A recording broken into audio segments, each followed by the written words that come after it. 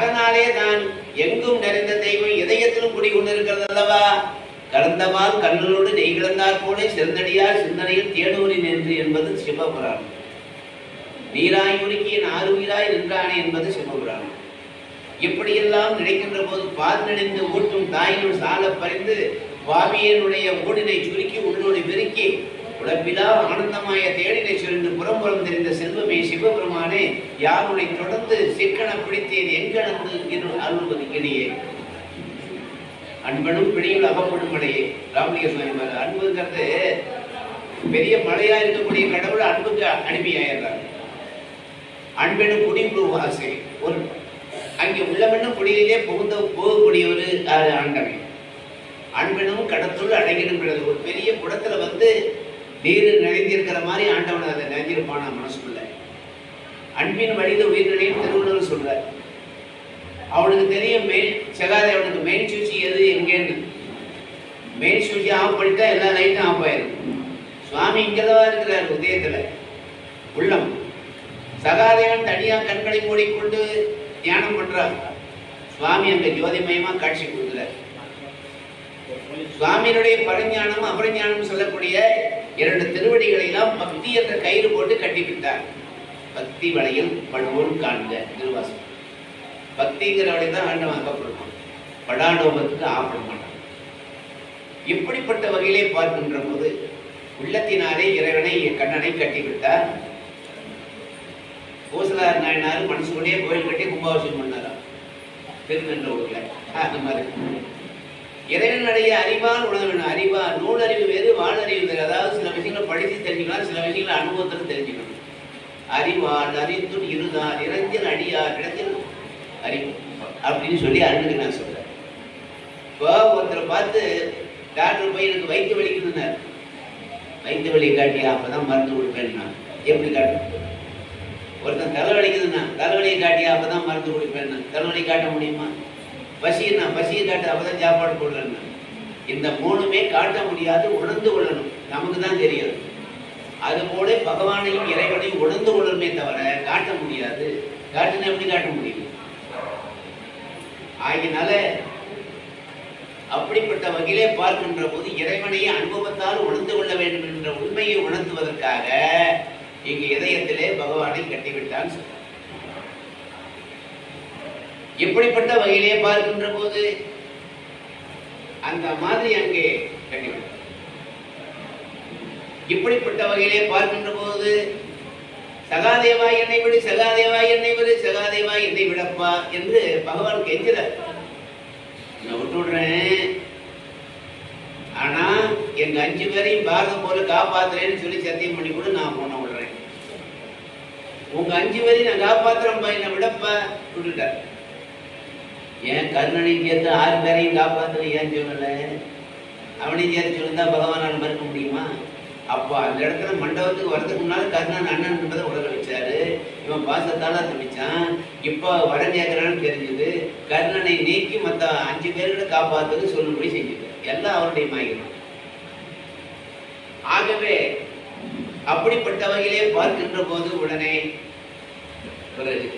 நேராக அவனை கூட்டிட்டு வந்த சபைக்கு சகாதேவனுக்கு சமாதானம் தான் விருப்பம். இப்படிப்பட்ட வகையிலே பார்க்கின்ற போது சகாதேவனுக்கு இப்படின்னு சொன்னோன்னு அப்போ சாத்தையை தோண்டி விட திரௌபதி நீ போய் உன்னுடைய குறையை சொல்லுமா. அந்த அம்மா பரிமலர் கண் புனல் சோர மலர் மருந்த புனல் சோர விரை மலர் செஞ்ச படிக்கில் வேல் நடுதால் மின்னணையா. கண்களுக்கு மை கரைந்து போக முடியாத அந்த கண்ணீர் விட்டு அழுகிறாள் திரௌபதி. அண்ணா என்னம்மா ஏன் அழுகிறாய்? சொல், உன்னுடைய குறை என்ன சொல்லு. 5,70,61 ஆண்டுகள் எல்லாம் கொடிக்கணக்கான ஆண்டுகள் வாழ்ந்த இரணையன், அவனை கொன்றது நீங்க தானே? ஆமா. அது மட்டும் இல்லாம யானை 1000 ஆண்டுகளாக ஆதி மூலமே கத்தின போது அந்த முதலையை கொன்று அந்த முதலையா யானையை காப்பாற்ற நீங்க தானே? ஆமா. சரி, இந்த இடத்துல இதெல்லாம் செய்த நீங்க என்னுடைய விரித்த கூந்தலை முடித்து வைக்க உங்களால முடியாதா அப்படின்னு கேட்டேன். அதுக்கான வேலைதாமா நான் இறங்கியிருக்கேன் அப்படின்னு சொல்லிட்டு, கவலைப்படாது, நான் தூது போய் வந்து நல்லாயும் வைக்கூந்தல் நானே முடிக்கின்றேன், அன்றையும் அபிமன்யும் முடியாதீரான். நான் உன் கூந்தலை முடிக்கலைன்னா அபிமன்யு இருக்கிறான் பாரு, வேற அவன் முடிக்கும் அப்படின்னு. அபிமன்யு மகன் முடிக்கும்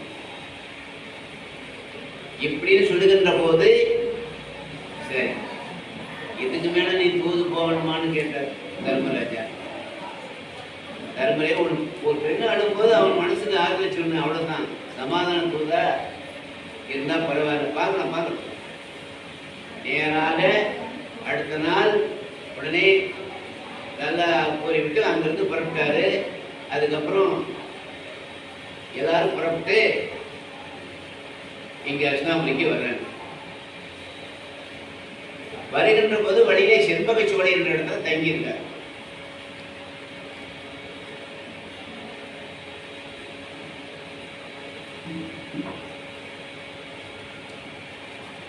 ஒரு தூதுபனை விட்டு பாண்டவர்கள் செண்பக சோலையில் தங்கியிருக்காங்க அப்படின்னு போய் திருதராஷ்டிரம்ல சொல்லு அப்படின்னு.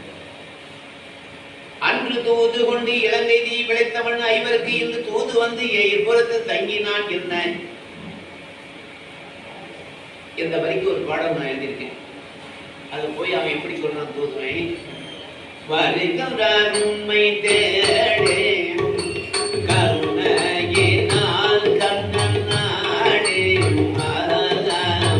வருகிறார் உண்மை தேடே கருணையினால் கண்ணன் நாடே, வருகிறார் உண்மை தேடே.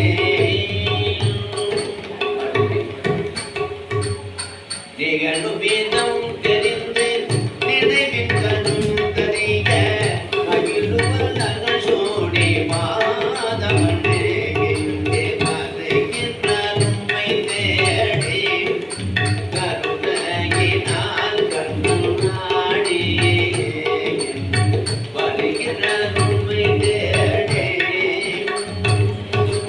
அன்று தூதனை கணக்கையை அளித்தவன் என்று தான் ஒரு தூதனை வருகின்றார் உம்மை தேடி. பூதையும் முனையும் அவனை போய் விட்டு கம்சன் அதை கண்டு கருணையினால் என்று வருகின்றார் உம்மை தேடி. வேதம் திகைத்து நாதம் உலகிற்கு தீர அகத்தினது பாதம் பொறிய இரு வருகின்றார் எங்கு வருகின்றார் உம்மை தேடி. மதியலை இழந்து சூதனை புரிந்து நாடலை இழந்து நாடலை அடைந்து குன்று தோறும் நலகான தோறுமே அடைந்து தெரிந்த ஐவனாக இரு வருகின்றார் எங்கு வருகின்றார் உம்மை தேடி. கருணையினால் கண்ணன் நாடி, வருகின்றார் உம்மை தேடி என்று அடானராவுக்கு இந்த பாடம் நான் சொந்தமா எழுதுனேன்.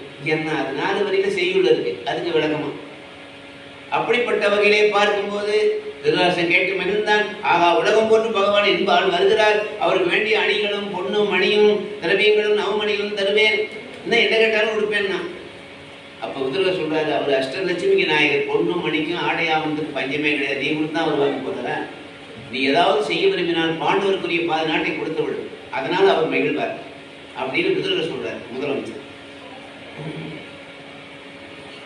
பிறகு சரி சொல்லிட்டு அப்புறம் எல்லாரையும் போய் பகவான் அழைச்சிட்டு வாங்கன்னு அனுப்புறாரு. அங்க போறாங்க.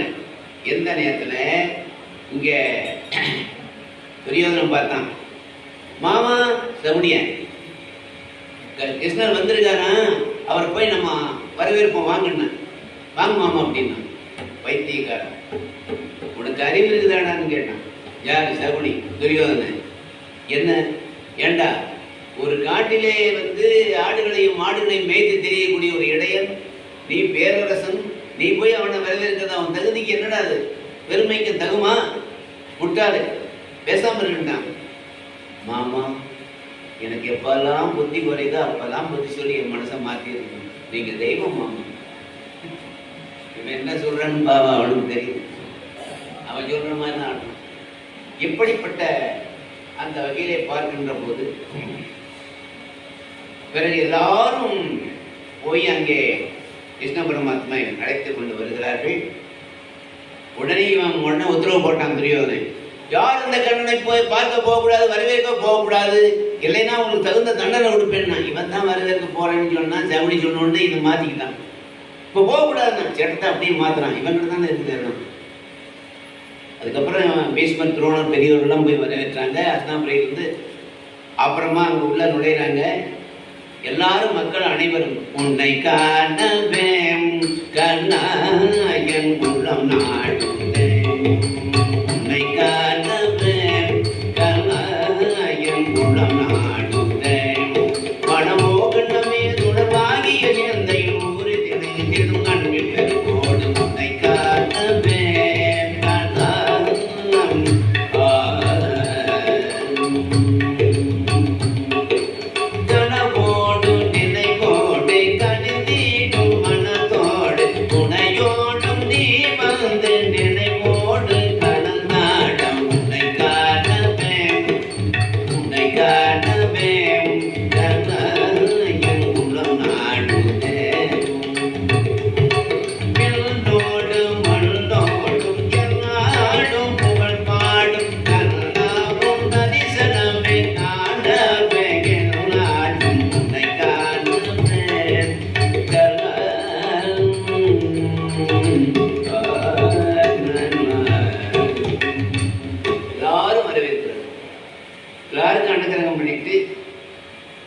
விதுரர் வீட்டில் போய் தங்குறார்.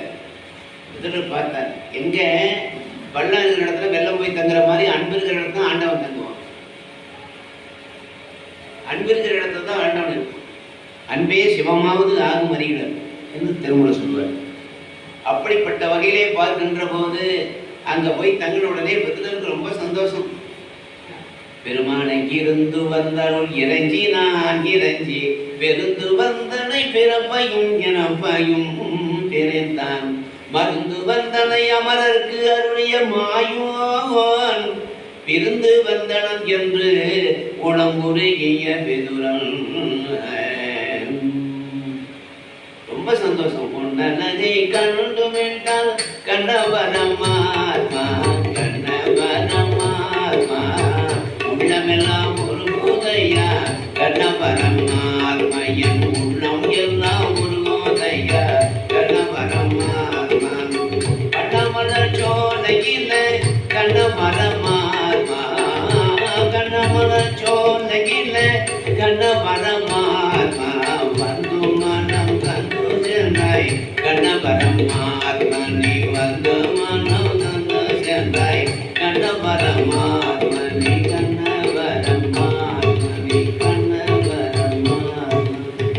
பெருமானே, என்ன நான் புண்ணியம் பண்ணியிருந்தா அடியனுடைய இல்லத்துக்கு நீங்க வந்திருப்பீங்க, எவ்வளோ புண்ணியம் என்று உடனே அவரை வரவேற்று உபசரித்து அப்புறமா பகவானுக்கு கூட வந்த படையிலுக்குன்னா சாப்பாடு தயாரா இருக்கு. எத்தனை பேர் சமைக்கிறாங்க தெரியுமா? 6 லட்சம் பேர் சமைக்கிறாங்க. கூட வந்தவங்க எத்தனை பேர்? 60 லட்சம். 60 லட்சம் பேர் வந்தா தான் 6 லட்சம் பேர் சமைப்பாங்க. அந்த மாதிரி இந்த விருந்து தயாரா, சாதாரணமா இல்லை, பெரிய விருந்து ஆகினால சில பேர் நான் என்னமோ பெருசா ரீல் விடுறேன்னு நினைச்சிருக்கிறீங்க. பாடல சொல்றேன் பாருங்க. அம்மா வென்றன 600,000 மழையை தம்மை நோக்கினார், அவர்களும் விரைவில் சமைத்தார். 600,000 600,000 எவ்வளவு? 6 லட்சம். 6 லட்சம் பேர் சமைக்கிறோம். இவ்வளவு பேருக்கு சமைச்சா 60 லட்சம் பேர் வந்து காத்திருக்காங்க. அத்தனை பேருக்கு வருது. அப்போ இதுல கேட்கிற கிருஷ்ணன், எதுரா காலையிலேருந்து நான் வந்தனால பசி அதிகமாகிடுச்சு, ஏதாவது சாப்பாடு இருந்தால் போடுங்க. பெருமானே விருந்து தயாராக இருந்த கொஞ்ச நேரம் பொறுத்துங்க, அது அப்புறம் ருஷிக்கு அப்படி சாப்பிட பசிக்க தான் இருந்தால் கண்ணா. காலையில் அரிசியை வறுத்து அதை கஞ்சி ஆக்கி கொஞ்சம் பகவானுக்கு படைச்சிட்டு கொஞ்சம் மீறி இருந்து அது ஆறி போச்சு, அதை போய் கொடுங்க நான் கொடுக்கலாமான்னு. பரவாயில்ல, பசிக்கு முதல்ல சாப்பிடலாம், அதை கொடுங்க. அதை இடையில கொடுத்து அந்த கஞ்சி இப்படி ஊற்றினார், 2 கையில் வாங்கினாரு, பத்தலை. 2 கையில் வாங்கணுன்னு 2 கையை உருவாக்கி விட்டாரு. உடனே 2 கையை அள்ளி அந்த கஞ்சியை சாப்பிடுறார். சதுர்பசத்தோடு காட்சி கொடுக்குறார். ராதா ரமண கோவிந்தா, லட்சுமி ரமண கோவிந்தா, லட்சுமிவேல் முருகனுக்கே, பார்வதி பதையே. இந்த இடத்துல சதுர்பசத்தோடு காட்சி கொடுக்குறார். இப்படிப்பட்ட வகையிலே பார்க்கின்ற போது எனக்காகவே நீங்கள் இப்படி சதுர்பச காட்சி கொடுத்தீர்களா பெருமானின்னு அப்படியே அழுது புலம்பி அவர் திருவடியிலே விழுந்துட்டார். இப்படியெல்லாம் இருக்கக்கூடிய சமயத்தில் கடைசியில் எல்லாருக்கும் சமையல் ஆச்சு, சாப்பிட்டாங்க. அப்புறமா அவங்க தாம்பூலம் கொடுத்தாங்க. ஆத்தூர் வெத்தலை, அழகாபுரி பாக்கு, பூங்குளம் புகையில, வெண்ணந்தூர் சுண்ணாம்பு, நீலகிரி ஏலக்காயில், அவங்க மலையில் அவங்க பூ, சாத்தூர் வெள்ளரி விதை, காஷ்மீர் குங்கும பூ, இத்தனை சேர்த்த ஸ்பெஷல் தாம்பூலம்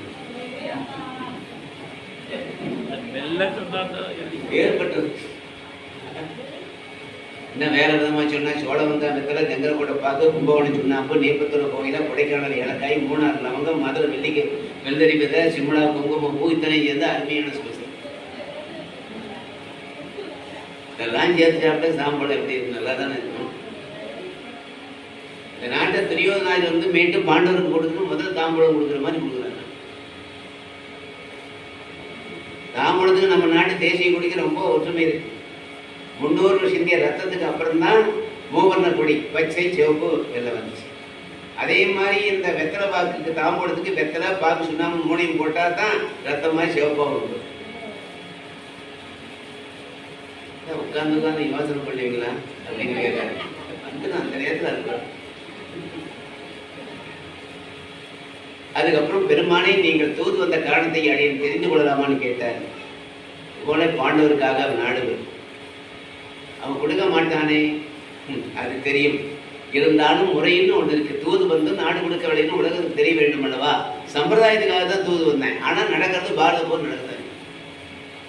எப்படியாக இருக்கக்கூடிய சமயத்துல அங்கே இவர்கள் இரவு தங்கி இருக்கின்ற போது இப்போ அங்கே மறுபடியும் என்ன நடக்குங்கிறத இப்போ நேரம் 7 மணி வரைக்கும் சொன்ன கூட தீராது. அப்படிப்பட்ட வகையில் வேக வேகமாக போனேன். அப்போ கூட சில உபகதைகளாக கூட துண்டு பண்ணிட்டு அவ்வளோ விஷயம் இருக்குது. தூது காலையில் எழுந்த உடனேயே துரியோதனன் காலை கிழமைகளை முடித்து விட்டு அலங்காரம் செய்து கொண்டு சபைக்கு வருகிறானாம். சோதிவானனை அமைந்தனும் பழைய சுருதையான் உயர்ந்தோனும் ஆதியாகவும் உயிர்மைய புற அடுத்த மன்னர நேகரும் நீதியாறு வரை 5 தொடரும் நீருமானும் நேர்வரும் ரோணி மதி ஒன்று எப்படி வரலாம் தெரியுமா? அந்த அஸ்னாபுரியே 700 வீதிகள் கொண்டது. 700 மைல் நீளம் அஸ்னாபுரி. அவருடைய அர்த்த மண்டபம் வரும்போது ரத்தன கமலத்து மேல நடந்து வரானு. 2 பெண்கள் வெட்டி விசிறி வீசி கொண்டு வர, 2 பெண்கள் கவரி வீச, 1616 பெண்கள் 2 பூகமும் மலர் தூவி கொண்டு வராருன்னா 56 நாட்டு அரசர்களால் சூழ்ந்து வர, உடைவாளை 2 ஏந்தி கொண்டு வர, அப்படி இங்கே துதிவாதி வர, அங்கே மரகத் தூண்கள், பவளத் தூண்கள் இவையெல்லாம் 1 கோடி அங்கே உத்திரம் அமைத்து சிம்மாசனம் 4 சிங்கத்தை பக்கத்தில் வைத்து சிம்மாசனம் அதுல உட்காரணும். நம்மள கற்பனை பண்ணி பார்க்க முடியாது அந்த சிம்மாசனம். அப்ப எவ்வளவு 56 தேசநாடுகளுக்கு எவ்வளவு சிறப்பு இருப்பார். இப்படி எல்லாம் இருக்கின்ற போது உட்கார்ந்த உடனேயே அவன் உட்கார்ந்த உடனே எல்லா மன்னர்களும் எழுந்து உட்கார்ந்துக்காங்க மரியாதை. உடனே ஒரு சட்டம் போடுறான். என்ன தெரியுமா?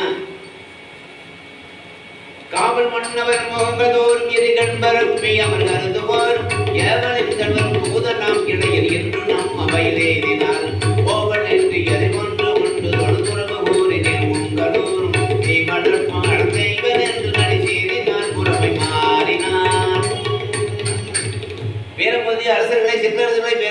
பட்டவர்களே, மகுளவர்களே, மண்டலீர்களே, தந்தினீர்களே, ஒரே ஒண்ணு சொல்றேன், ரொம்ப கவனமா கேட்கணும். அந்த இடைநாயக்க குடிகிருஷ்ணனுக்கு நம்ம சபைக்கு பாண்டவர் தூதனாக வருகிறான். வரட்டும். அவன் சபைக்குள்ள வருகின்ற போது எவனாவது எழுந்து அந்த கண்ணனை வணங்கினீர்களானால் அவனே அவனுடைய நாட்டை தீர்ச்சி கொடுத்துட வேண்டாம். எப்படி பாருங்க, ராஜா வந்தா இருப்பான், அரவ பொடி ஒண்ணாச்சு, அடங்காத முடி ஒண்ணாச்சு, என்னடா இப்படி மடத்தனமான சேட்டை போட்டுட்டான்னு எல்லாம் அங்க இருக்கிற மக்களும் மற்றவங்களும் பேசிக்கிறாங்க, மனசுக்குள்ள தூத்துறாங்க. அப்படியேப்பட்ட கொடியவன், சாதாரணமான இல்லை, சாதாரணமான ஆடையே கிடையாது. எப்படிப்பட்ட வகையிலே பார்க்கின்ற போது சட்டத்திலே பாருங்க, ஊரடங்கு சட்டம், கற்பி சட்டம், எமர்சன்சி அவசர சட்டம், இது எல்லாரையும் அடக்கிற சட்டம். எமர்சன்சி சட்டம் அவசரமா போடனால்தான் இந்த கதையை பதவியே போச்சு. இப்படியா இருக்கும்போது அந்த நேரத்துல பகவான் தன்னுடைய சகாக்களோடு படைகளோடு அங்க உள்ள வர்றார். இவன் யாரும் வணங்கக்கூடாதுன்னு சொல்லியிருக்கானே, நல்லா கவனிங்க. எல்லா ராஜாக்களும் இரண்டா பகவானை வணங்கக்கூடாது அந்த பாவி சொல்லிட்டானே, பகவானை வணங்கினா எதுக்கு இந்த பிறவி, ஆண்டவன் வணங்கினா நம்ம எடுத்த பிறவி என்ன ஆகும் அப்படின்னு சொல்லிட்டு கண்ணவரான் உள்ள நுழைகிறாரு. அப்போ 1000 கோடி நிலவுகள் ஒன்றாய் சேர்ந்து ஒளி வீசினார் போல அப்படி ஒரு பிரகாசத்தோடு கண்ணன் வராராம். மன்னர்கள் மனம் கலங்கி துரியோதனை பார்க்கிறாங்க, அங்க கிருஷ்ணரை பார்க்கிறாங்க. அப்ப பீஷ்மர் யோசிக்கிறார், பகவான வணங்காதவர்கள் யாரு மிருகங்கள், யார் அப்படின்னா மிருகங்கள் தான். மிருகங்களை போல சிந்தனை இல்லாத பிடித்த மனிதர்கள் தான் வணங்க மாட்டாங்க. நாம வணங்கலைன்னா அதுக்கு என்ன அர்த்தம் இருக்கு? உடனே பீஷ்மர் பார்த்தார், நாம வணங்கலைன்னா பகவான நாம் இந்த ஜென்மம் எடுத்தது வீண்.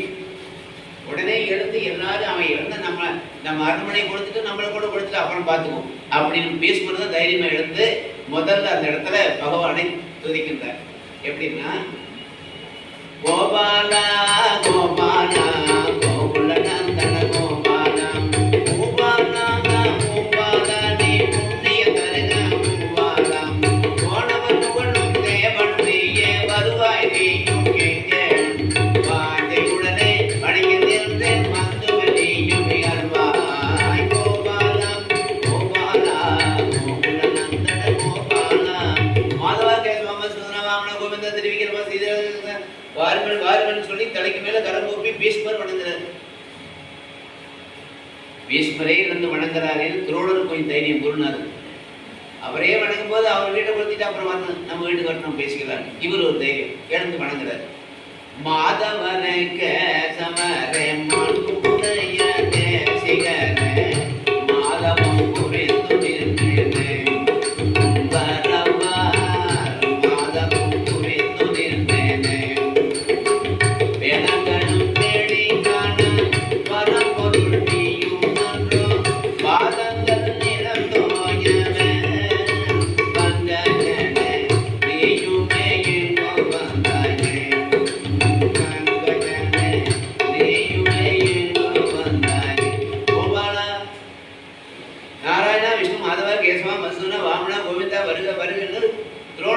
வணங்குறார். அப்புறம் இன்னொரு துரோணருடைய மைத்துன கிருபாச்சாரி, அவர் ஒரு வில்லாசிரியர் தான். அவர் எழுந்து எண்ணத்தில் நெருங்கிட்ட எழிலான வழி போடு எந்தன கருணேடுவாய நீயும் எந்தன கருணேடுவாய கண்ணன உன்னையை கடமீனும் மலரேனை கடிதது பொழுந்திட வருவாய் நீயும் கண்ணீர் நல்கும் புரிய வருவாய். அவர் எழுந்து மாதவா கேசவா மசூதனா வருக வருகின்ற அவரும் வரவேற்கிறார். அப்புறமா மற்ற நாட்டு மன்னர்கள்லாம் பார்த்தாங்க, இவங்கெல்லாம் எழுந்து வணங்கும் போது நாம என்னடா பாவம், நாமளும் எழுந்து வணங்கணும்னு சொல்லிட்டு கண்ணா நீங்கள் வாருங்கள் நீங்கள் மறுமையில் பொருந்து அருள்களை மண்ணா பெருமாக வர தீர்ந்தமாக நிலை கொண்டவா தீர்ந்தமாக நிலை கொண்டவா உன்னாலே தானும் ஒன்றோ உன்னாலே தானும் ஒன்றோ இந்த உலகம் எல்லாம் நடப்பெறுது எந்நேரம் நீ வந்ததினால் என் இதயம் மறந்து ஆடும்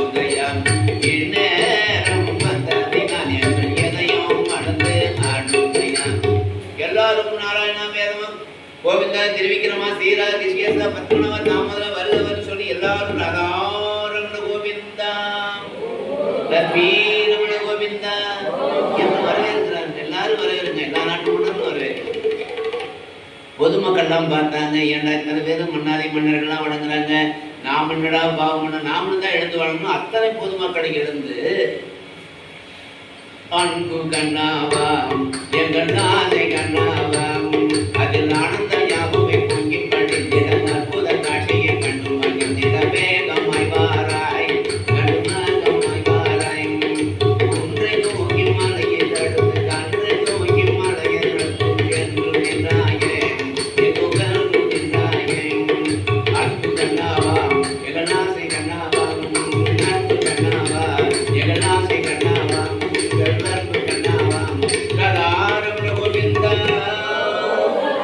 எல்லாரும் வணங்கி நிற்க துரியோதன முகம் சின்னதா போச்சு. நம்ம சத்தமெல்லாம் மட்டமாயி போச்சு. எவனாவது எழுது பண்ணா நெருப்பூசி குடிச்சிட்டு வேணும்னா ஊரையும் உங்களையும். இப்ப என்ன சிந்தனை வேற என்ன பண்ண முடியும்? அவன் எல்லாத்தையும் குடிச்சுக்கிட்டா இவன் யாரு போய் எந்த நாட்டாலும். அதுக்கப்புறம் ஆட்டு வித்தால் ஆடுகின்றேன் அப்படின்னு வள்ளலார் சொல்லுவார். ஊட்டு விற்பானும் உறங்கு விற்பானு இங்கு ஒன்று மூட்டு விற்பானும் மொய்க்க விற்பானும் மொய்ங்கவனை காட்டு விற்பானும் இருமனை பாசனையின் ஆட்டு விற்பான் ஒரு உண்டே தில்லை அம்பலத்தை என்று. அது போல இறைவன் ஆட்டு வைக்கிறான் எல்லாரும். அப்படிப்பட்ட வகையிலே பார்க்கின்ற போது அதுக்கு பின்னாலே இப்போ துரியோதனன் வான்னு ஒரு வார்த்தை கூட சொல்லல. பரவாயில்ல இருக்கட்டும், சகுனியை பார்த்தாரு பகவான் எப்படி போந்திருக்கான் அப்படின்னு. நம்ம படிச்சு சொல்லி இருக்கிறோம், நாடு கொடுக்காதே துரியோதன கிட்ட. இந்த கண்ணை மாயம் செய்து துரியோதன மனசை மாத்தி நாடு வாங்கிட்டு போனார்னா என்னமோ தெரியலும் குணம் சருகினான் குணம் கருகினான் சகுனி அப்படி உட்கார்ந்துருக்கான்.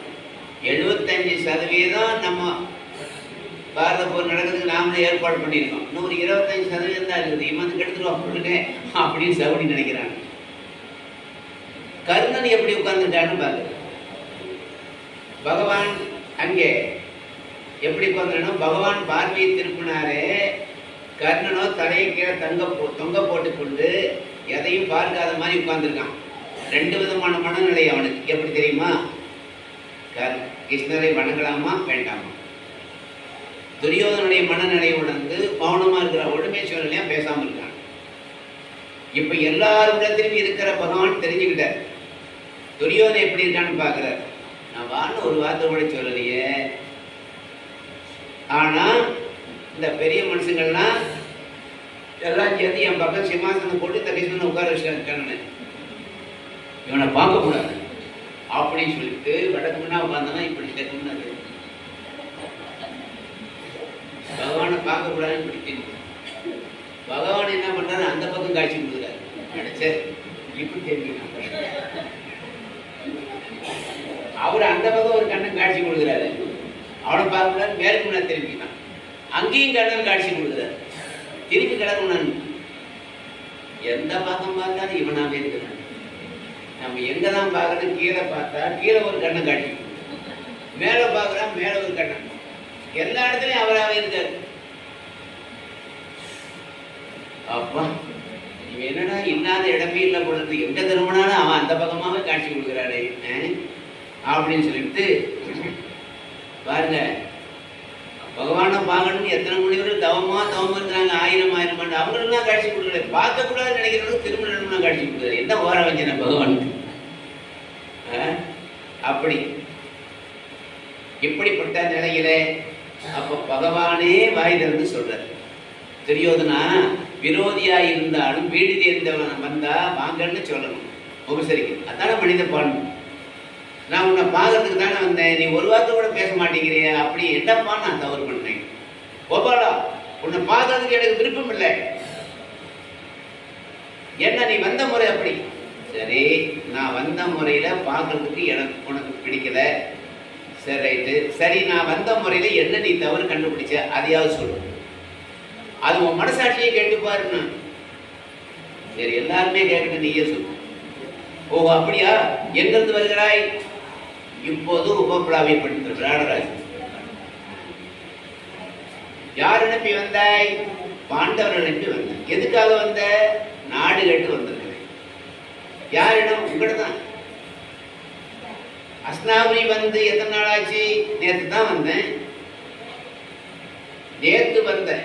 நேற்று வந்தவன் நேராக என்னுடைய அரண்மனைக்கு வராம நேற்று வரைக்கும் என்னுடைய சித்தப்பா உதிர வீட்டை தங்கி விருந்தெல்லாம் சாப்பிட்டு இன்னைக்கு வந்தியா? அதான் ஏன்னு கேட்டேன். மைத்துனா, என் மேல உனக்கு இவ்வளவு பெரிய அன்பு இருக்குன்னு எனக்கு இப்பதான் தெரியும். விருதுநகர் வீட்டுக்கு போன ரொம்ப அருமையான விருந்து கொடுத்தாரு. உன் வீட்டுக்கு வந்திருந்தா அரண்மனைக்கு வந்தா இன்னும் அருமையான விருந்து கொடுத்துருப்பேன். ஆமா, இப்பதான் என் மேல உனக்கு எவ்வளவு அன்புன்னு புரியுது. ஒண்ணு சாப்பாடு வரலன்னு ஒண்ணு நான் கவலைப்படல, வருத்தப்படல. நேற்று வந்தவன் எங்க சித்தப்பா விட்டு தங்கி இந்த வீட்டு விருந்தெல்லாம் சாப்பிட்டு அதுக்கு மேல இங்க வந்திருக்கேன், அதான் ஏன்னு கேட்கறேன் நான். துரியோதனா, அவன் வீடு இவன் வீடுன்னு எனக்கு பிரிச்சு பார்க்க தெரியாதப்பா. எல்லாருமே எனக்கு ஒண்ணுதான். இது யாருடைய வீடு, யாருக்கு சொந்தம்? வர வழியில விதுரன் கூட கூப்பிட்டாரு, அவர் வீட்டுக்கு போய் தங்குபடி ஆகி போச்சு. வேற என்ன சாப்பிட, வேற என்னை கூப்பிடல, வேற யாரும் கூப்பிடல, அதனால விதுர வீட்டு தாங்க. இதுல போய் என்ன தப்பு இருக்குன்னு நீங்க கண்டுபிடிச்ச சொல்லுப்பா. அப்படிப்பட்ட வகையிலே பார்க்கின்ற போது அதனால தெரியுதுன்னா, நான் விதுர வீட்டுக்கு ஏன் போனேன், விருந்துக்கு போனேன் என்பதற்கு காரணம் சொல்றேன் கேட்டு. பரமமல்கே பதாகையாய் மதி அமைச்சராய் திருப்பினும் ஒருவர் நல்லுரை மறிக்கணும் பிறர் புரிந்த நன்றியது கொண்டினும் ஒருவர் வார்மனை முட்டு என்னும் அவர் உடனன்று ஒரு எண்ணினும் இரவி உள்ளளவு மதியம் உள்ளளவு இவர்களே நிறைகளுக்கே. அதாவது உன் வீட்டுல வந்து நான் தங்கி இருந்தா விதுரர் வீட்டை விட அருமையான விருந்து கொடுத்துருப்பேன். தெரியுதுன்னா, பாண்டவருக்கு நாடு கொடுன்னு கேட்பேன், நீ கொடுக்க மாட்டேன்னு சொல்லுவ. அதுக்கு அப்படின்னா பாதி நாடாவது கொடுன்னு கேட்பேன், அதுவும் முடியாதும்ப. சரி, பாண்டவருக்கு 5 வீடாவது கொடுன்னு கேட்பேன், அதையும் நீ முடியாதுன்னு சொல்லுவ. அப்படின்னா பாண்டவரோட யுத்தத்துக்கு தான் வரையன்னு சொல்லி நீ சொல்லுவேன்னா அப்படின்னு உறுதி கொடுக்கணும்னா, ஆமா யுத்தத்துக்கு வரேன்னு நீ தான் உறுதி சொல்லுவ. அப்ப நேற்று வரைக்கும் விதுரர் வீட்டுல, நேற்று வரைக்கும் உன் வீட்டுல வந்து சாப்பிட்டுட்டு இன்னைக்கு உன்னை வந்து பகைச்சிக்கிட்டு சண்டைக்கு வந்து உன்னையே வந்து பகைச்சிக்கிட்டு உன்கிட்ட வாக்கு வாங்கிட்டு போனா என்ன பாவம் அது தெரியுமா? அறிவுள்ள அமைச்சர் நல்ல அரசாட்சி வேண்டுமென்றே கிடைத்தாலும் பெரியோர்கள் வாக்கை கேட்டு அதன்படி நடக்காது போனாலும் பிற செய்த உதவியம் இருந்தாலும் ஒரு வீட்டுல உண்டு அவரை வெறுத்தாலும் இந்த நான்கையும் செய்பவர் சூரிய சதுர உள்ளவரை நரகிலே கிடப்பார்கள் என்று நீதிநூல் சொல்லுகிறது. அதனாலே என் கதி என்னை அந்த மாதிரி அந்த கதி என்னை சேரக்கூடாது என்றுதான் உன் வீட்டில் சாப்பிடல. ஏன்னா ஒருத்தர் வீட்டில் சாப்பிட்டு அவங்களை எடுத்து பேசக்கூடாது இல்லையா? அதுக்கு தான் ஒருத்தர் வீட்டில் தள்ளி. சரி, எப்படியாக இருக்கக்கூடிய அந்த சமயத்துல பிறகு இன்னும் இவர் நாடு கேட்கலாம், அவன் இல்லைன்னு சொல்லலை. என்ன இவர் 5 ஊர் கேட்கலாம், அவனு இல்லைன்னு சொல்ல, 5 வீடு கேட்கலாம், அவனு இல்லைன்னு சொல்லல. நான் இப்படிலாம் கேட்டேன், இப்படிலாம் சொல்லணும்னு சொல்லி துரியோதனுக்கு சொல்லிக் கொடுத்த மாதிரி வாத செய்வதை சொல்லிக் கொடுத்தவர் என்று எடுத்துக்கொள்ளலாம். அப்படி பிறகு பகவான் எழுந்து நின்று கைகளையெல்லாம் ஏந்திய வண்ணம் மைத்துனா துரியோதனா, பாண்டவர்கள் முன்னால் நாடு இழந்து நகரம் இழந்து எல்லாவற்றையும் இழந்து நீ உரைத்தது போல 12 வருஷம் வனவாசம், 1 வருஷம் 5வது மாசம் முடிச்சுட்டு வந்துட்டாங்க. அதனால நீ அவர்களுக்கு உரிய அந்த நாட்டை திருப்பி கொடுத்து விட்டால் எல்லாரும் சந்தோஷப்படுவாங்க, மகிழ்ச்சிப்படுவாங்க. ஆகினாலே உன்னை எல்லாரும் பாராட்டுவாங்க. மறுத்தியானால் அவருடைய கோபத்துக்கு நீ ஆளாக நேரிடும், போர் வரும், போரினாலே நீங்க எல்லோரும் அடிய வேண்டி வரும். இதெல்லாம் உங்களுக்கு தேவையா சொல்லு? ஏன் ஆயனை கள்ளமாயனை பாண்டவர்கள் அறிவு மட்டும் அடகு வைக்கவில்லை, அவருடைய நாடுதல்களெல்லாம் அடகு வச்சிருக்காங்க. ஆகினாலே எந்திரபுரத்தில் உள்ள செல்வங்கள் அனைத்தும் அடகு வைத்து காட்டுக்கு போயிட்டாங்க. அதுதான், அதுக்கு நான் காரணம் இல்லை, அவர்கள் முட்டாள்தனம் இல்லை. எனவே சூதாட ஒத்துக்கொண்டது அவர்கள் தப்பு, எல்லாவற்றையும் இழந்ததும் அவர்கள் தப்பு, திருப்பி வந்து காட்டுக்கு போனது வந்து திருப்பி நாடு கேட்கறதும் தப்பு. சென்ற பாண்டவர்கள் சென்றவர்கள் தான் காடுதான் வாசமை தவிர நாடு பெற நினைக்கிறது முட்டாள்தனம்.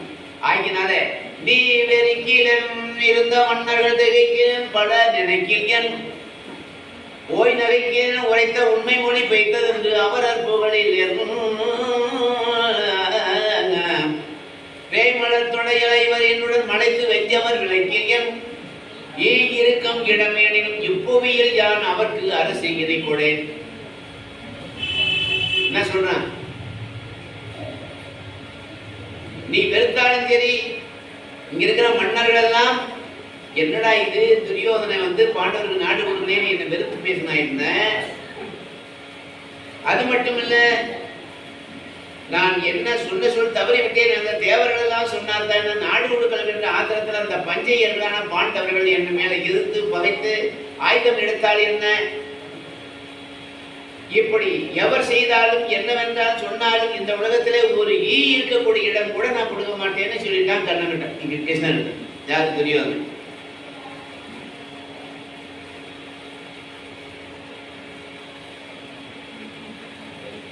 சில பேர் பால் சாப்பிட்டாங்கன்னா அது ஈ விழுந்துச்சுன்னா சாப்பிட மாட்டாங்க. சில பேர் அதை ஈ விழுந்துட்டா அதை எடுத்து அப்படி எரிஞ்சிட்டு பாலை குடிச்சிருவாங்க. இன்னும் சில பேர் என்ன பண்ணுவாங்கன்னா அந்த பாலை ஈ விழுந்தா அதை எடுத்து உதறிட்டு வாயில வச்சு குறிச்சிட்டு அதை கீழே போட்டு சாப்பிடுவாங்க.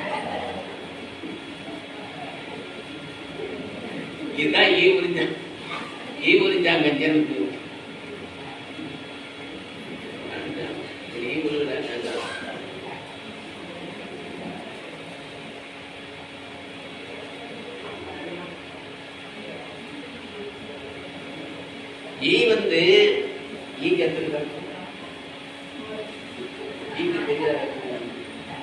உங்களுக்கு யாராவது தெரியுமா ஈக்கு எத்தனை கால்னு? 4 6 காலா? ஈக்கு 6 காலுங்க. முன்னங்கால 2 தூக்கிட்டு இருக்கும், பின்னங்கால 2 தூக்கி நடுவில் இருக்கிற காலில் மட்டும்தான் நிற்குமா 2 காலத்தை. அந்த நிக்கிற இடம் கூட கிடையாதுன்னா யாருக்கு? பாண்டவருக்கு. ஈ இருக்கும் இடம் எனினும் இப்புவியில் யான் அவருக்கு அரசு இதை கொடேன். ஈ இருக்கிற கூட இடம் கொடுக்கலைன்னா இவன் எங்க 10 நாடு கொடுக்க போறான், 5 ஊருக்கு கொடுக்க போறான் சொல்லுங்க. அப்படி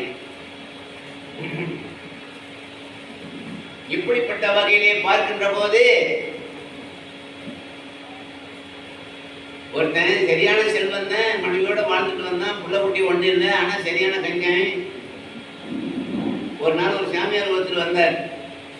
அவன் இல்லாத போது, அம்மா பொன்னிசாமி பிள்ளை வீடு தானே? ஆமா. எங்க போயிருக்காரு? வெளியில போயிருக்காரு, வருவாரு. அம்மா நேற்று சொர்க்கத்துக்கு போனேன், ஒன்று இறந்து போன தாய் தந்தெல்லாம் அங்க இருக்காங்க, என்ன பார்த்தாங்க, உலகத்துல இந்த இடத்துல இந்த வீட்டுல இருக்காங்க, போய் சொல்லுங்க நல்லா இருக்காங்கன்னு கேட்டு வாங்க. என்ன எங்க அப்பா அம்மா இறந்து போனவங்க சொர்க்கத்துல பாத்தீங்களா? ஆமா பார்த்தேன். என்ன சொன்னாங்க? ஒன்றும் இல்லை, இங்க ரொம்ப செலவுக்கு இல்லாம கஷ்டப்பட்டு இருக்கிறோம், இதை என் மகிட்ட சொல்லுங்கன்னு சொல்லி அனுப்பினாங்க. ஐயோ, இங்க நிறைய செல்வாக்கு சிறப்பு எல்லாமே பொண்ணு முடியலாம் கிடைக்குது, அப்படியா எங்க அப்பா அம்மா கஷ்டப்படான்னு சொல்றதுல நீங்க எப்ப போறீங்க சொல்றதுக்கு? அநேகமா நீங்க போனது போகணும், கொஞ்சம் இருங்கன்னு சொல்லிட்டு வீட்டில் இருக்கிற துணி மணிங்க நகை நட்டு பணமெல்லாம் மூட்டை கட்டி நீங்க போனீங்கன்னா சொல்றதுல எங்க அப்பா அம்மா கொடுத்துங்க. ஏமா இதெல்லாம் தூக்கிட்டு போக முடியாது, அதெல்லாம் எப்படியாவது போய் கொடுங்க அப்படின்னு. சரி நல்லதுன்னு தூக்கிட்டு போயிட்டான். இவன் போனோம்னா அவங்க வீட்டுக்காரன் துணி மாத்திரம் பார்த்தா துணியை காணும். ஏன் எங்க என் வயசுலாம் என்ன சொர்க்கத்துல எங்க அப்பா அம்மா ரொம்ப கஷ்டப்படுறாங்களா ஒரு சாமியார் சொன்னாரு, அதனால இருக்கிற துணிமணியெல்லாம் பொண்ணு மணி இதெல்லாம் நகை கட்டு காசு பண்ணோம்னா கொஞ்சம் மூட்டை கட்டி எங்க அப்பா அம்மா கஷ்டப்படுறாங்கன்னு கொடுத்தாங்க. அடப்பாவி, உன்னை எவனோ நல்லா ஏமாத்திருக்காண்டி. எங்கடி அவன் இப்பதான் போனாரு. வேகமா ஒரு குதிரை மேல ஏறி டக்கு டக்குன்னு போறான் அவனை பிடிக்கிறதுக்கு. அவன் பார்த்தான் வரவன் அந்த வீட்டுக்காரன் போடுறதுக்கு அப்படின்னு நினைச்சுக்கிட்டு நேரம் ஒரு மரத்தாண்ட போய் குதிரையை நிறுத்திட்டு மழை மரத்து மேல ஏறி உட்காந்துருந்தான் உயரமா. இவன் போய் குதிரையை நிறுத்திட்டு, இறங்கி வாடகைங்க, என் வீட்டுக்காரி ஏமாத்தி நீ பொருளெல்லாம் கொடுத்து வந்த மொட்டை பயிர வாடகைல இறங்கி. அதான் வர முடியாது. அவன் நான் வர முடியாது. ஏண்டா நான் சொர்க்கத்துக்கு போறேன், இந்த வழியா தான் போறேன். மரியாதை கிழங்கு நான் மேலே வந்தேன்னா நடக்கிறது வேற, முடிஞ்சா நீ மேலே வந்து பாருங்க. சரி, இவன் குதிரையை விட்டுட்டு உடனே மரத்து மேலே அவனை பிடிக்கும் போது அவன் கிளையோட கிளை தாவி இவன் குதிரை மேலே தாவி உட்கார் கீழே குதிச்சு அந்த குதிரையும் ஓடி போயிட்டான். அப்புறமா இவன் ஏமாத்தத்தோட வீட்டுக்கு வந்த பொண்டாட்டி கேட்டா, ஏங்க சாமியாரை பிடிச்சிட்டீங்களான்னா, அவன் சொர்க்கத்துக்கு போறவன் என்னைக்கு கூடி போய் சேருவான், அதான் குதிரை மேல போய் சீக்கிரம் போகணும்னு நான் தான் குதிரையை பிடிச்சிட்டு வந்தேன். அதுதான் பாரு, நம்ம கஞ்சத்தை எடுத்துக்கிட்டு அது மாதிரி தான் எல்லாம் நடந்து போச்சு கொண்டு அவன் நினைச்சான். அது போல ஈரி இருக்கும் இடம் எனினும் இப்புவியில் யான் அரசு இணைக்கூடேன். சரி, பாதி நாடாவது கூட, அதுவும் முடியாது. அந்த 5 பேருக்கு 5 வீடாவது கூட, அதுவும் முடியாது. 5 வீடாவது, அதுவும் முடியாது. எல்லாமே முடியாது முடியாது முடியாதுன்னே சொல்லிட்டா எனக்கு தெரியும். அது எல்லாரும் இவன் சொல்றதை பார்த்து சபையில் இருக்கிற மன்னாதி மன்னர்லாம் பேசாமையே போத்துட்டாங்க 56 தேச அரசர்கள். இப்படிப்பட்ட வகையிலே பார்க்கின்ற போது உடனே கிருஷ்ணன் சொன்னார், பார்த்தீர்கள் அரசனை, இவன் சொன்ன வாக்கு தவறியதை நீங்கள்லாம் யோசனை பண்ணி பாருங்கன்னார். இப்படிப்பட்ட வகையிலே பார்க்கும்போது எதையெல்லாம் திருவாரூர் சொன்னார், பார்த்தீர்களா உங்களுடைய மகனுடைய வார்த்தையை? பாண்டவர்கள் கொதித்து எழுந்தால் என்ன நடக்கும் தெரியுமா? நாடு கொடுக்கவில்லை என்றால் போரிலே உங்களை அத்தனை பேரையும் அறம் செய்து நாடு பிடிப்பார். உங்களுக்கு எத்தனை பேர் துணை வந்தாலும் ஒன்றும் பண்ண முடியாது அப்படின்னு திருதராஷ்டிரன் சொன்னா, எனக்கு நான் என்ன செய்யறது? கண்ணில்லாத கொள்றேன், எல்லா அதிகாரமும் என் மகன்கிட்ட தான் இருக்குது, நான் என்ன செய்யறது? அதனால என் மீது தவறில்லை. நான் என்ன சொன்னாலும் என் பேச்சு அவன் கேட்க மாட்டேங்கிறான், அவன் இஷ்டத்துக்கு நடக்கிறான், நான் ஒண்ணுமே பண்ண முடியல. அதனால நீங்களே ஒரு வழி சொல்லுங்கன்னா.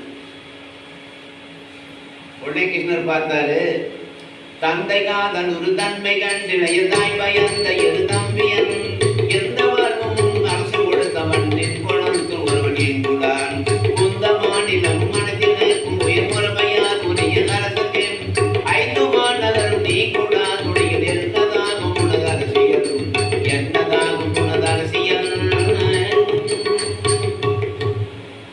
இங்கே உட்கார்ந்து பாண்டனார் பீஷ்மர் இருக்காரே, தன் தம்பிக்காக அந்த நாட்டையே தியாகம் பண்ணி கல்யாணமே பண்ண மாட்டேன்னு பீஷ்ம விரதம் கொடுத்து இருக்கார். அப்பேற்பட்ட வழியில வந்து நீ பாண்டவருக்கும் பங்காளிக்கு நீ நாடு கொடுக்க மாட்டேன்னு சொல்றது எந்த வகையில நியாயம் சொல்றது?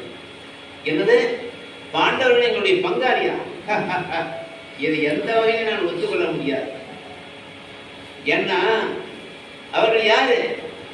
ஒரு காக்கை கூட்ட போய் குயில் வந்து முட்டையிட்டு அங்க இருந்தா, குயில் வந்து முட்டையிட்ட உடனே காக்கை அடங்காத்து அந்த குயில் குஞ்சு பொறிச்ச உடனே அது கொஞ்சம் அடையாளம் தெரிஞ்சு குயிலை விரட்டுமே தவிர தன்னோட வச்சுக்குமா காக்காய்?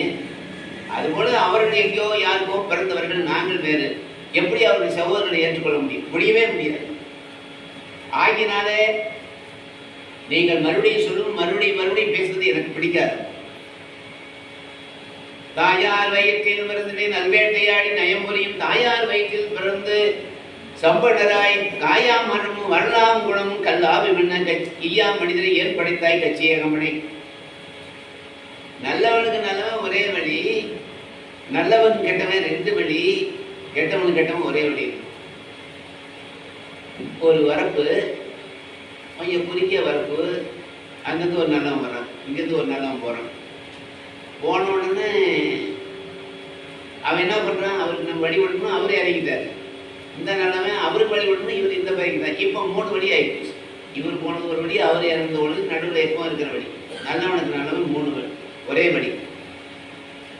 நல்லவனுக்கு கெட்டவன் 2 வழி. ஒரு நல்லவன் போறான், எடுத்தாப்புல ஒரு கெட்டவன் வர்றான். அதனால அவன் ஒதுங்காமையே வர்றான். இவன் நல்லவன் இறங்கி கீழே இறங்கி போயிடுறான். அதனால 2 வழி. நல்லவனுக்கு கெட்டவன் 2 வழி, கெட்டவனுக்கு கெட்டவன் ஒரே வழி. அங்கிருந்து ஒரு கெட்டவன் வரான், இங்கிருந்து ஒரு கெட்டவன் போறான். இவன் இறங்குவான்னு அவன் பார்த்தான், அவன் இறங்குவான்னு இவன் பார்த்தான். 2 பேரும் இறங்கல, மோதிக்கிட்டாங்க. கெட்டவனுக்கு கெட்டவன் ஒரே வழி. அப்படி புல்லு பூண்டு செடி கொடி எல்லாத்தையும் நெருப்பு அடிக்கிற மாதிரி லோக குணம் கஞ்சத்தனம் என்பது எல்லாவற்றையும் நல்ல குணங்களை அழித்து விடும். தாளமும் எடுப்பதற்கு இடையூறாத்தான் இருக்கும், பூனாக இருக்கும், உள்ள இருக்கும், எல்லாம் இருக்கும். ஆனால் வாசனை இருப்பதால் எடுத்துக்கிறார். ஆகையினால அடுத்த வீட்டுக்காரி பாலில் குடிக்கிறான்னு எந்த வீட்டுக்காரி அவளோட பணக்காரி சர்க்கரையிலேயே கோலம் போட்டார். ஒருத்தி சொன்னா, அடியே எங்க வீட்டுக்காரி எழுதுனா அதை எங்க வீட்டுக்காரி எழுதுனா யாருமே படிக்க முடியாது அப்படின்னு நான் பெருமையா. இன்னொருத்தி சொன்னா, எங்க வீட்டுக்காரி எழுதுனா அவராலேயே படிக்க முடியாது, அடுத்தவங்களுக்கு காட்டி தான் படிக்கும். தலையெழுத்தை விட சிறப்பா இருக்கு. பொதுவா பாத்தீங்கன்னா ஒருத்தனுக்கு 32 குணம் அமைஞ்ச மாப்பிள்ளையா வேணும் ஒரு பெண்ணுக்கு தேடி இருக்கிறான் ஒருத்தன், பெண்ணை பெற்றவன். எல்லா ஜாதகமும் 10 குணம் இருக்குது. 10 குணத்துல 6 குணம் கம்மியா இருக்குது, 5 குணம் இருக்குது, 10 பொருத்தம் சரியா இல்லை. இவன் 32 குணமும் சரியா அமையும்னு சொல்லிட்டு இருக்கான். அப்போ ஒரு தரகர் அங்கிருந்து வந்தார். ஐயா, 2 குணம் குறைய 30 குணம் இருக்கு, பரவாயில்லையா? ஆஹா, தாராளமா அந்த வரணும். உடனே பார்த்தாங்க, வாங்க போலாம். உடனே பஸ் ஏறி போறாங்க. அந்த மாப்பிள்ளையை பார்த்தாங்க. நல்லா பெட்டி படம் மாதிரி நல்லா பார்க்கறதுக்கு அழகா நல்லா தான் இருந்தான். மாப்பிள்ளை பிடிச்சி போச்சு. சரி, இது பாருங்க, நல்லா கெட்டிக்காரங்க, ரொம்ப அறிவு உள்ளவருங்க, ரொம்ப திறமை உள்ளவருங்க, நல்ல வசதி வாய்ப்பெல்லாம் உள்ளவருங்க. இவருக்கு நான் சொன்ன மாதிரி நான் சொன்னது 2 குணம் குறைவு, அதுதான். மற்றபடி 30 குணம் பொறுத்தான் அப்படியே இருக்கணும். சரிட்டு இதை விட நல்ல வரணும் கிடைக்காதுன்ட்டு உடனே பொண்ணு மாப்பிள்ளை விட்டார். எல்லாம் பேசி முடிச்சிட்டாங்க.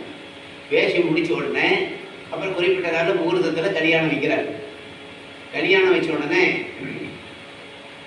மாப்பிள்ளை பொண்ணு உட்கார்ந்துருக்குறாங்க. இந்த அர்ச்சகர் ஐயர் என்ன பண்ணாரு, மந்திரம் சொல்லிட்டு அந்த நெற்பொருள் எடுத்து கையில் கொடுத்தாரு. மாப்பிள்ளை என்ன பண்ணாரு, வாயில போட்டுட்டார்.